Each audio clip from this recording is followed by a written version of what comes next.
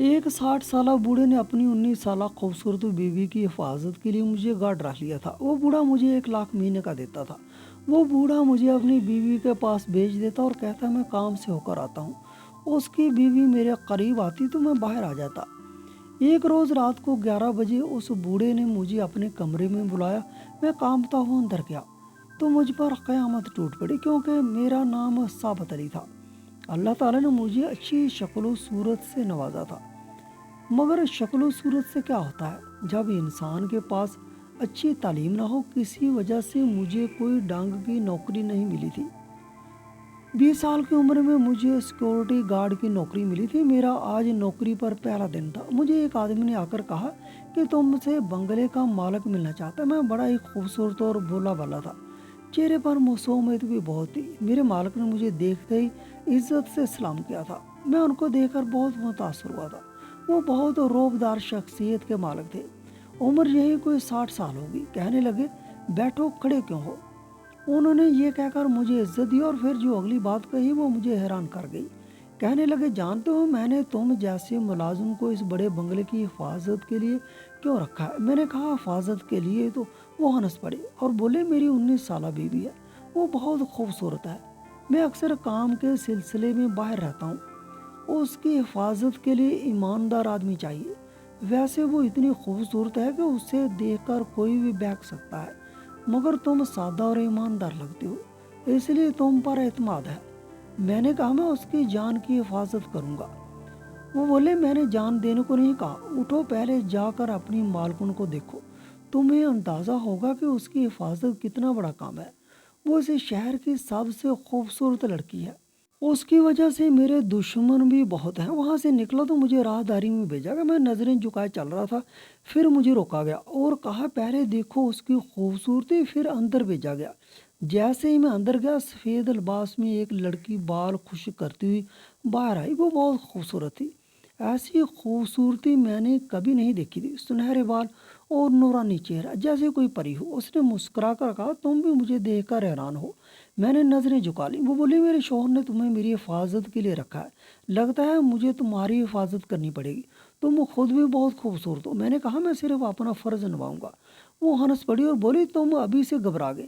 میں وہاں سے واپس آیا تو سوچا یہ نوکری ٹھیک نہیں، مگر پھر مالک نے مجھے 1 لاکھ تنخواہ کا کہا تو میں نے اس بات کو نظر انداز کر دیا اور یہ خوشخبری سنانے گھر آ گیا۔ میری بیوی نے جب یہ سنا کہ مجھے 1 لاکھ روپے مہینے کے ملیں گے تو وہ بہت زیادہ خوش ہو گئی، لیکن جب اس نے اگلی بات سنی تو وہ بہت پریشان ہونے لگی۔ کہنے لگی کہ تم اتنی خوبصورت مالکن کی حفاظت کرو گے، اگر کل کو تم بہک گئے تو کیا ہوگا؟ میں نے کہا کہ میں بہکا تو میرا ہی سر کٹ جائے گا، کیونکہ وہ ایک طاقتور اور امیر عورت ہے، میں کچھ نہیں کر سکتا۔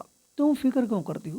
میری بیوی مجھ سے وعدہ لینے لگی کہ تم وعدہ کرو تم کبھی میرے ساتھ بے وفائی نہیں کرو گے۔ میں نے کہا ارے پاگل، وہ میری مالکن ہے، میں اس کے ساتھ ایسا ویسا کچھ نہیں کر سکتا، یہ تو ان لوگوں کی عادت ہوتی ہے، ہم غریبوں کا ایمان آزمانے کے لیے ایسی باتیں کرتے ہیں، ورنہ کوئی عورت اتنی بے تکلفی نہیں دکھا سکتی۔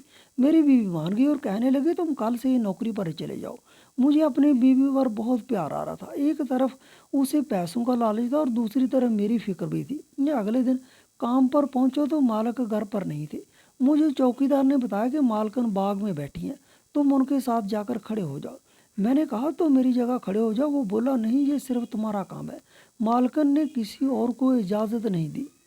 میں یہ سن کر حیران ہو گیا، پھر میں باغ میں چلا گیا۔ مالکن اپنی اداؤں کے ساتھ کرسی پر بیٹھی تھی، میں ان کے ساتھ کھڑا ہو گیا۔ وہ مجھے دیکھ کر ہنس پڑی اور کہنے لگی کیا تم مجھ سے ڈرتے ہو؟ میں نے کوئی جواب نہیں دیا۔ انہوں نے کہا مجھے تم سے کچھ باتیں کرنی ہیں، کرسی پر بیٹھ جاؤ اور میری طرف دیکھو۔ میں ان کے سامنے بیٹھ گیا اور نظریں جھکا لیں۔ انہوں نے کہا تمہیں ہفتے میں صرف 1 دن چھٹی ملے گی، باقی دن تم میری حفاظت کرو گے۔ جمعہ کے دن میں مزار جاتی ہوں، وہاں منت مانگتی ہوں، پھر واپس آ جاتی ہوں، اس دن تمہیں چھٹی ہوگی۔ میں نے کہا ٹھیک ہے، جیسا آپ کہیں۔ پھر وقت کے ساتھ مجھے محسوس ہونے لگا کہ وہ مجھ سے بے تکلفی کرنے لگی ہیں۔ میں ان کو سمجھاتا کہ میں یہاں باتیں کرنے نہیں آیا بلکہ حفاظت کے لیے آیا، مگر وہ غصے ہو جاتی ہیں۔ ایک دن بارش ہو رہی تھی اور اندھیرا تھا۔ وہ کہنے لگی مجھے ڈر لگ رہا ہے تو میرے کمرے کی لائٹ جلا دو۔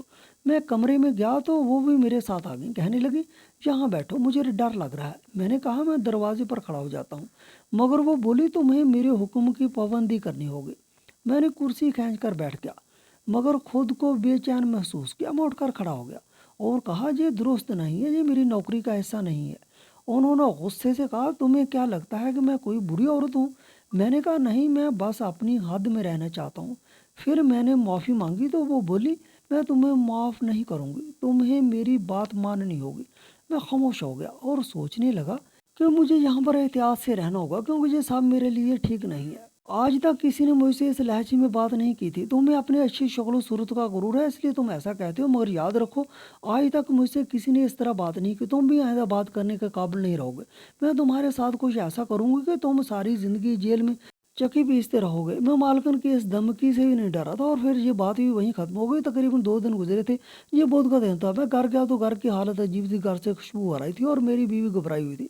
میں نے دروازہ کھٹکھٹایا تو اس نے کافی دیر لگا دی۔ اپنی بیوی کی گھبرائی ہوئی صورت دیکھ کر میں نے پوچھا کیا ہو تم اتنی پریشان کیوں ہو؟ گھر میں کوئی آیا تھا؟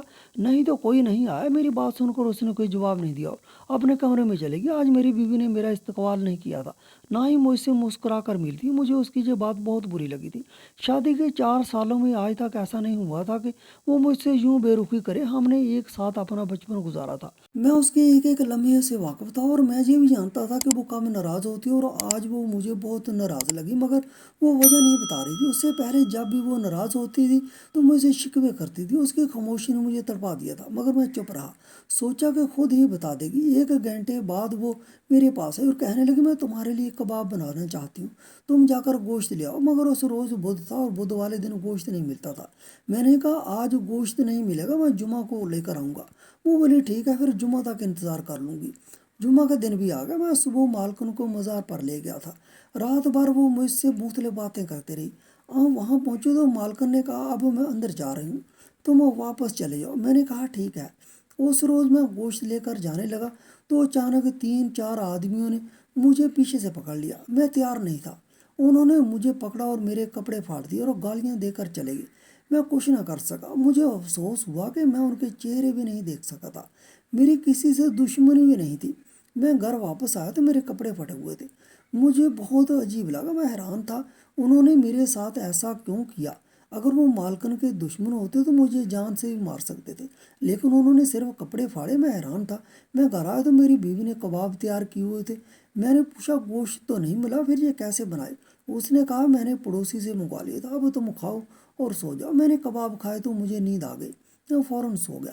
میری آنکھ شام 5 بجے کھلی۔ میں پچھتانے لگا کہ میں کپڑے بدل کر کیوں نہیں سویا۔ میں باتھ روم گیا تو قمیض پر تیل کے نشان تھے۔ یہ دیکھ کر میں حیران ہوا تھا۔ میری بیوی نے مجھے کباب کھلائے اور میں سو گیا، لیکن میری قمیض پر تیل کے نشان تھے۔ یہ مجھے عجیب لگا۔ وہ مجھے کچھ بھی نہیں بتا رہی تھی۔